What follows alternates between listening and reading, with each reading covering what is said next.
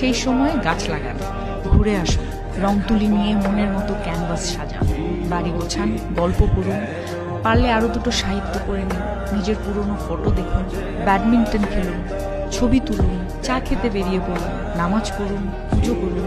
মোট কথা, তাদের কথায় রিয়্যাক্ট করবেন না একদমই। যা বলছে বলুক, আপনার কানে এলেও ফেলে দিন। দিন শেষে আপনি জানেন আপনি কি, কেমন, আর এটাও জানেন যারা বলছে তারা আপনার কাছে জাস্ট ম্যাটার করে।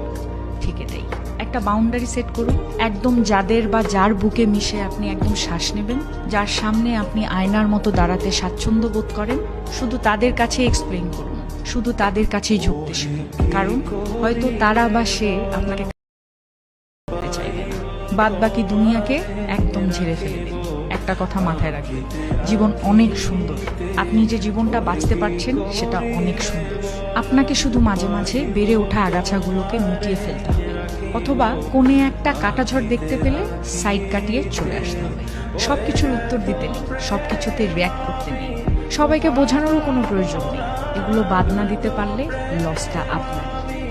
ঘুম ভেঙে যা